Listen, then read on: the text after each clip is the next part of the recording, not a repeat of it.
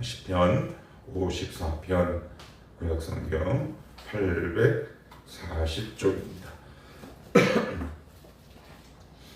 54편 1절로부터 7절을 한 목소리로 읽도록 하겠습니다. 하나님이여 주의 이름으로 나를 구원하시고 주의 힘으로 나를 변호하소서. 하나님이여 내 기도를 들으시며 내 입의 말에 귀를 기울이소서. 낯선 자들이 일어나 나를 치고 포악한 자들이 나의 생명을 수색하며 하나님을 자기 앞에 두지 아니하였음이니이다. 하나님은 나를 돕는 이시며 주께서는 내 생명을 붙들어 주시는 이시니이다. 주께서는 내 원수에게 악으로 갚으시리니 주의 성실하심으로 그들을 멸하소서. 내가 낙헌저로 주께 감사하리이다. 여호와여 주의 이름에 감사하오리니 주의 이름이 선하심이니이다. 참으로 주께서는 모든 환난에서 나를 건지시고 내 원수가 보응받는 것을 내 눈이 똑똑히 보게 하셨나이다. 아멘. 시편 52편은 높당에 있는 도액이라는 자가 사울이 높당에 다윗이 피해 있습니다. 고자질했다 그랬어요. 그래서 사울이 군사들을 이끌고 도액과 함께 높당에 있는 제사장 아히멜렉에게 이렇게 묻죠. 너 왜 다윗 도와줬냐? 추궁하고 추문하죠. 그 결과 군사들에게 죽이라고 명령을 했는데 감히 죽일 수 없어요. 못 죽이죠. 일말의 양심이나 그리고 도덕적 고백이 있는 사람이라면 어떻게 제사장을 죽일 수 있겠습니까? 그랬더니 누구에게 명령을 한다? 도액에게. 그런데 도액은 하나님을 전혀 두려워하지 않는 자였다. 그리고 나서는 도액이 높당에 있는 모든 제사장들과 그 지역 거민들까지 대량 학살을 저지릅니다. 이 일로 인해 나중에 사울 가문은 하나님 앞에 이런 심판을 선언받게 되죠. 그래서 그 지역의 사람들이 와가지고 사울의 머리를 내놔라 라는 이야기가 바로 거기서 배경이 된 겁니다. 자, 그러면 오늘 54편에 보면 배경이 또 이렇게 나와 있어요. 다윗의 마스길 인도자를 따라 현악에 맞춘 노래. 10사람이 사울에게 이르러 말하기를 다윗이 우리가 있는 곳에 숨지 아니하였나이까 하던 때에. 다윗의 입장에서 보면 징글징글합니다.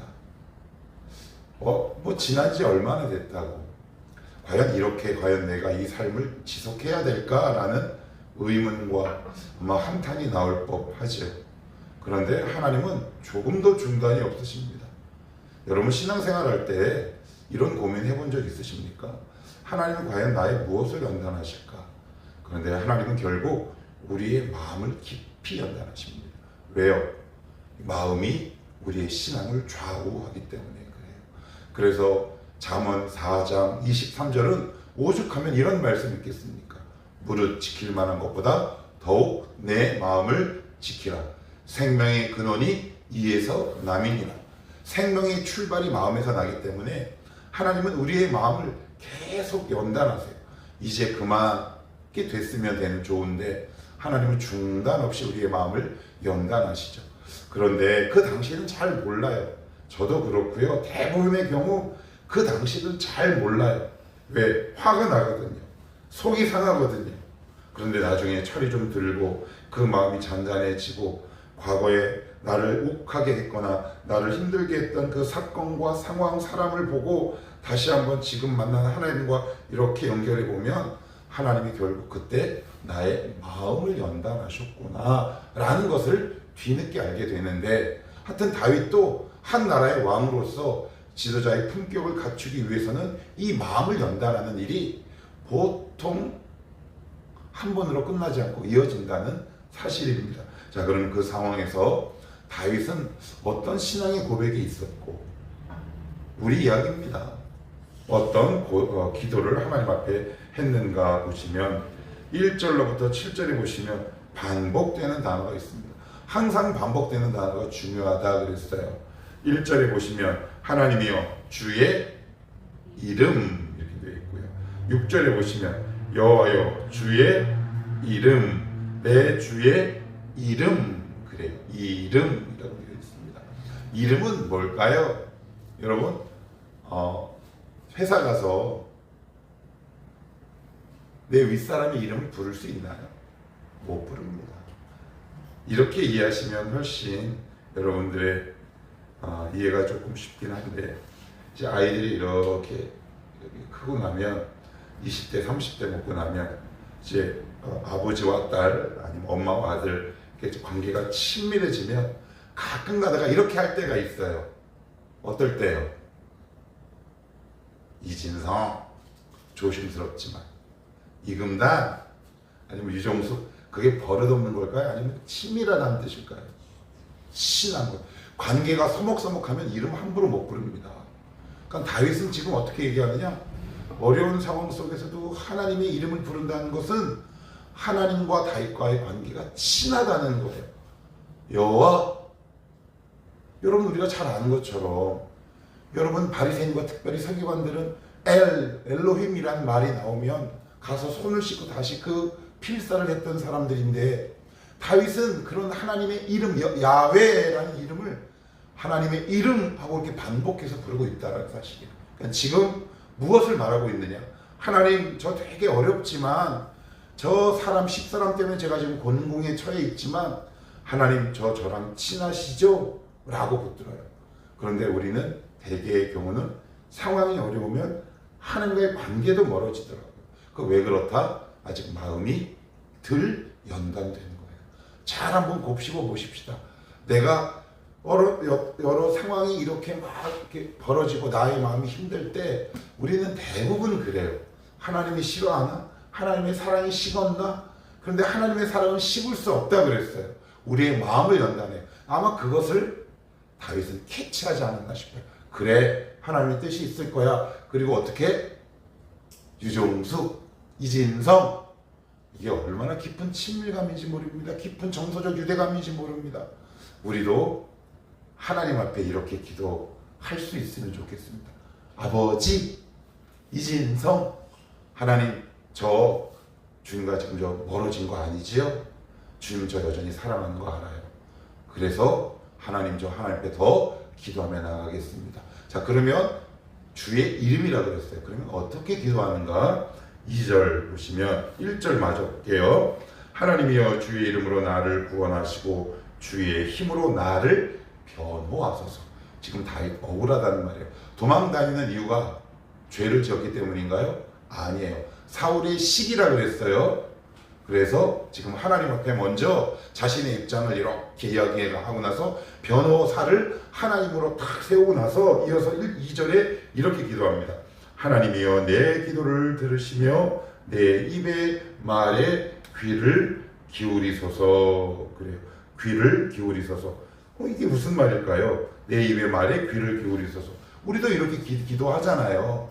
하나님 기도 응답하여 주시옵소서. 그것보다 훨씬 더 깊은 의미를 담고 있는데 이건 이런 뜻이에요. 하나님 응답해 주실 줄 제가 정말 믿습니다. 단순히 기도를 들어달라는 들어줘의 간구의 차원이 아니라 하나님이 내 기도를 지금 듣고 있다는 믿음의 확신. 왜요?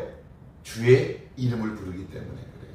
친밀하기 때문에 그래요. 그래서 지금 귀를 기울여달라라는 이야기는 제 기도 듣고 계시죠? 라는 것이 아니라 하나님 이 저의 말을 듣고 있는 거 알고 저는 더 나아가 응답하실 줄도 저는 믿습니다. 그래서 저 뒷부분에 이렇게 고백하죠.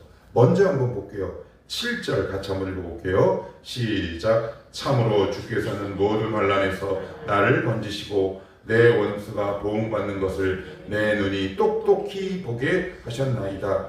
여기에는 해석이 두 가지가 있어요. 무슨 의미냐? 표조에 뭐라고 되어 있어요? 우리가 있는 곳에 숨지 아니하였나이까 하던 때. 그러니까 요 때는 다윗에게 사울에게 쫓길 때 아니면 왕이 되었을 때, 쫓길 때. 그런데 7절에 보면 응답이 됐다라고 나오네. 뭐예요 이거? 표제랑 오늘 7절에 나오는 시제가 맞아요 안 맞아요? 안 맞아요. 이미 과거 완료형으로 되어 있단 말이에요. 응답하셨어요. 그런데 대부분의 학자들은 이것을 지지합니다. 다윗은 여기에 대한 분명한 확신이 있었다.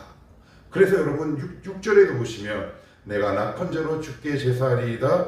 여호와여 주의 이름에 감사하오리니 주의 이름이 선하심이니이다. 감사하겠다라고 얘기해요. 왜요? 응답해 주실 줄 믿기 때문에 그래요. 자, 그럼 조금 더 구체적으로 볼게요. 자, 그리고 3절까지도 낯선 자들이 저를 치고 힘듭니다 라고 얘기한 다음에 4절에는 3절까지 내용과 정반대의 내용이 7절까지 이어지는데, 하나님은 나를 돕는 이시며 주께서는 내 생명을 붙들어 주시는 이니이다. 지금 상황은 어떻게 됩니까?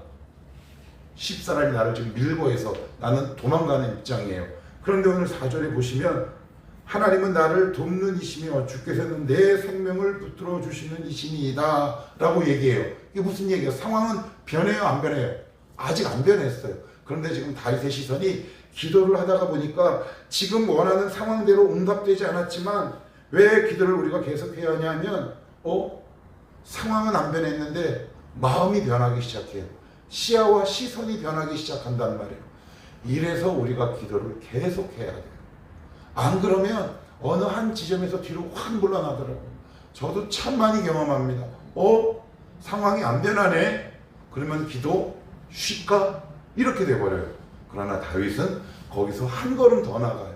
조금 더 기도하다 보니까 나에게 응답하시고 구원해 주실 하나님으로 그 눈이, 시선이 옮겨가기 시작해요. 왜 우리 여러 번 경험하잖아요. 하나님, 기도한다고 하지만 한탄의 기도, 그런 경험 있으신지 모르겠어요. 저도 곧잘 있었어요. 기도하면 할수록 쭉 늘어져요. 쭉. 하나님 이름 부르면 더 막 어깨가 쭉 늘어져요. 그거 왜 그럴까? 이건 그냥 한탄이구나. 내가 나에 대해서 기도하는 거구나. 내가 나를 보고 기도하는 거예요. 이건 기도가 아니구나. 그래서 나는 기도하는데 힘이 없어. 왜 그래요? 내가 나를 보고 기도하기 때문에 그렇다. 다윗은 거기서 끝나지 않고 10사람이 나를 밀고 하고 위태로운 상황으로 이끌어가게 했지만 거기서 기도하다 보니까 시야가 점점 이렇게 하나님께 이렇게 옮겨가는 거죠. 여러분, 그 지경까지 갔으면 좋겠습니다. 그래야 기도가 중단되지 않는다. 얼마나 기도하기 싫겠습니까? 이게 말이 그렇지. 설교하는 저도 그렇지. 얼마나 마음 아프겠습니까, 다윗이? 얼마나 기도를 그만하고 싶은 유혹이 있었겠습니까? 우리도 그런 유혹 겪는다, 안 겪는다? 하루에도 수만 번씩 겪지 않겠습니까? 그러면서 다윗은 이제 이렇게 얘기합니다. 5절, 주께서는 내 원수에게 악으로 갚으시리니 주의 성실하심으로 그들을 멸하소서. 그래요. 하나님, 이 억울함을 하나님의 성실하심으로 풀어주실 것까지 기대하며 지금 하나님 앞에 나아가고 있어요. 말씀을 정리할게요. 하나님을 마음을 연단하십니다. 속상하죠. 그래서 나를 좀 힘들게 하는 것에 나의 시선과 마음이 머물 때 있어요. 그러나 다윗은 거기서 한 걸음 더 나아갔어요. 그랬더니 어떻게 돼요?